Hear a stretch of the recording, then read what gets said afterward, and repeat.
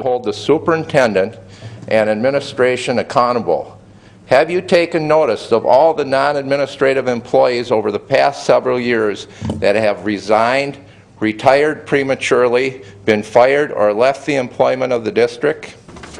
Are you even aware of the high percentage of them that were intimidated, pressured, coerced into leaving when they did not want to? Some even fired when they stood up for themselves. If you don't want to know the statistics, I do. Who at the district is a responsible authority under Minnesota Chapter 13? I'm requesting the names of all former non-administrative employees in the last 4 years who have resigned, retired, were fired, or no longer work for the district for any reason. Lastly, I want you to know that there is another big problem with the administration. Teachers are professional employees under PELRA with professional discretion and judgment. Targeted teachers are mandated to teach a prescribed teaching policy. No one questions that our students must meet Minnesota K-12 academic standards to graduate, but who in their right mind thinks that every teacher in the district should use only one mandated cookie-cutter teaching style to accomplish this end result? Who knows our students better? The ones who work with them every day, or the administrators who only know theory and would never survive the urban classroom if given such an assignment even for a month or two? You want to know why our students' progress continues to decline? It's because your runaway administrators are interfering with our teachers' professional discretion and judgment in the classroom, and are out of touch with our student body. Thank you very much, Mr. Zick. Actually, your time has expired, but we do have your written comments. And if you had asked for to speak with administrators in the sign-in area, then I'm sure someone would be willing to do that this evening. Thank you. Next time I'll tell you about the how the administration does not accommodate people with disabilities. These are very serious issues, and I expect the board to investigate and address them. And to the extent that I asked for data, according to public data requests, so I will be checking back to see that that's accommodated too. Thank you, board. Thank you very much, Mr. Zick. All right, that was last night, and I hope you heard on the end there that, you know, kind of the comment was, you didn't have to come here and do this in public. You could have talked to a staff person. You know, never talk to a staff person. You go before the board, you do it in public. It keeps them from sweeping it under the rug.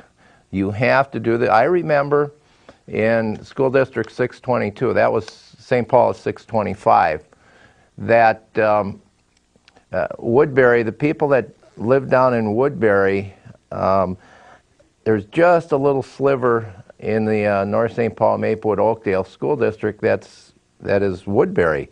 And the people in Woodbury wanted to take that portion, put it in the Woodbury School District so their children that lived there could go to school with the other children that they go to Boy Scouts, Girl Scouts, church, play with.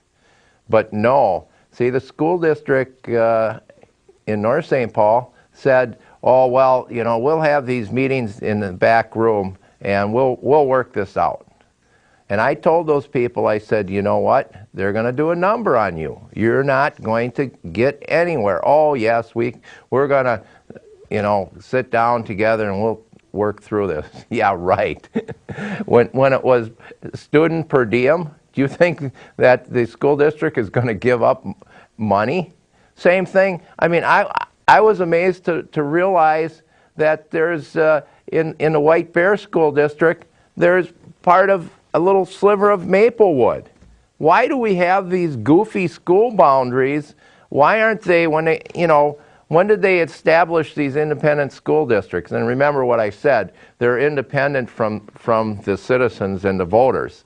That's what's independent about them. But isn't it time that they address these boundaries and make some adjustments for the benefit of the students? Now, one other thing today that I did, I talked to the office, Senator Hans will be the new head of the Senate Education Committee. So we're going to have a discussion about what's going on with these teachers, and it'll go maybe a little beyond that, but specifically with the teaching professionals, to the extent. Now, here's one of the big problems what the St. Paul School District is doing to these teachers.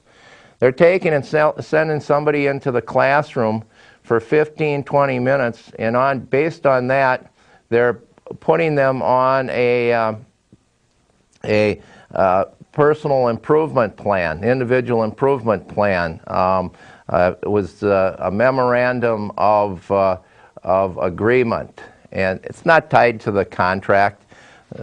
There's no provisions for grievance. I mean, it's a mess, folks, and so they're using it to get rid of the teachers. And you know, the school district in St. Paul is creating a very hostile work environment.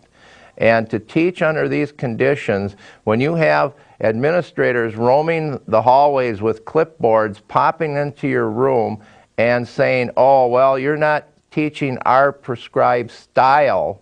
You know, you're still driving a green car, and we want you to drive a blue car. And, you know, these administrators, some of them never been in a classroom. And so now they're using that to intimidate the teachers. And then what they do to the teachers, they'll say, well, we'll give you your choice. You can either retire or we'll fire you. Of course, if we fire you, you'll lose your teaching license. You know, if I'm an electrician, if I ever got fired, they don't touch my license. If you're a plumber, doesn't touch your license. If you're a custodian building engineer with a boiler license, it doesn't touch your license. But can you imagine the havoc and turmoil and the fear that they can put into teachers if they tell them, well, if we fire you, you lose your teaching license that you've spent a lifetime working on. So we have a call. Let's take a call, and then let's describe some more of this. Caller, are you with us? Question or comment? You were brilliant. I'd like to see that clip again. Will I be able to see that clip again on Bob Zick's show, YouTube site? Yes, caller. Run it again. We will put that clip up on, if you just go, viewers, if you go to just put in on YouTube, Bob Zick Show, BOBZICKSHOW, all one word, and go to YouTube, and you can rewatch that clip. You can watch the guy that purports to be a mayor in Maplewood use the police to throw the press out of the city council. You can see all that stuff on that website. Caller, thanks for reminding us. And I think we're going to try to get this whole lawsuit up on the internet, up on a website. I think we're going to try to put it on citizensreporter.com. And I think then you'll be able to, this especially, every teacher should read this. Every teacher should read this, especially if you're in St. Paul. I mean, this is atrocious what they're doing to the teachers. You know, the teachers have professional discretion in the classroom. So a teacher can decide what's the best method to move her students forward, especially in an urban setting. You know, folks, the teacher that this whole case is about has a PhD in urban education. And it's unbelievable that some wet behind the ear administrator comes in and says, you know what?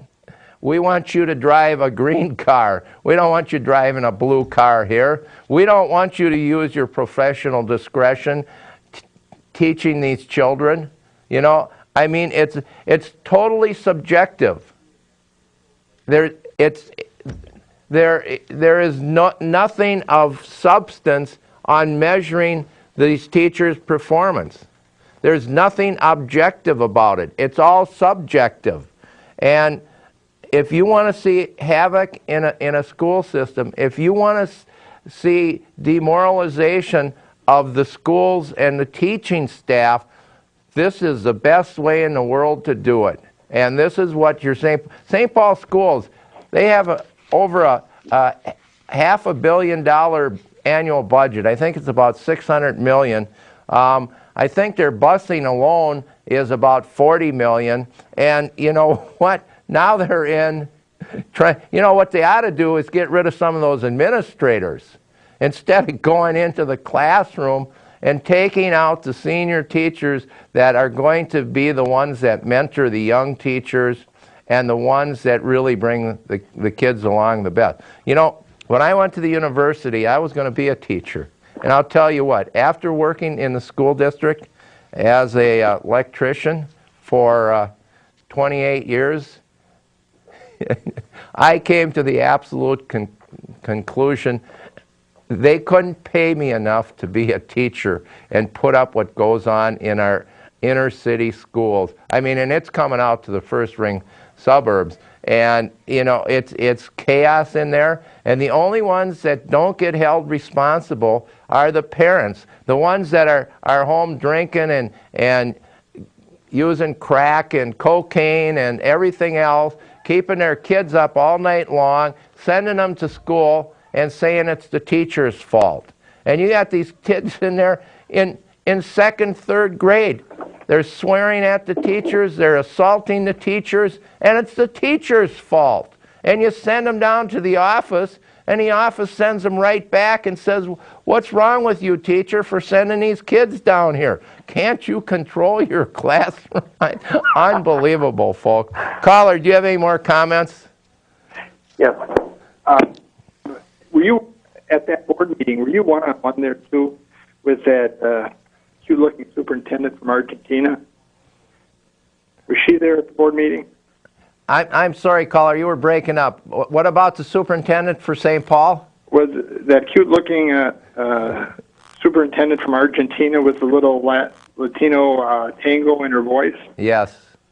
Did you have a chance to talk to her? Did she respond to you? Well, she was there. Of course, these we didn't play it, but these boards have implemented a policy, well, we don't respond. You know, well, they're going to respond because I'm going to be back there. My issue, Bob, is I looked at that St. Paul Public Schools website, and wow, she looks really hot on that picture. Is in reality, is she really that cute, or? All right, caller. Thank you. Bye. It never hurts to put in a compliment. It's always wonderful. So we're going to follow up on this, and we're going to. Well, maybe I should read a couple little spots I marked in this contract here, or well, in this lawsuit. I'm sorry.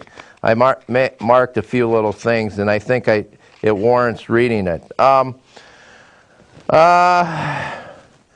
The proposed termination of this teacher with a, well, actually, they did terminate her. You know, person from human resource, Susan Gottball, said that, you know, that, I couldn't believe it, that this isn't discipline. And I said, Sue, you mean being fired isn't discipline? Unbelievable. So anyway, termination based upon her being inefficient and subordination in refusing to drive a blue car. I use the word blue car here because the prescribed teaching style. In other words, you have some administrator, and you have to remember these administrators, they have to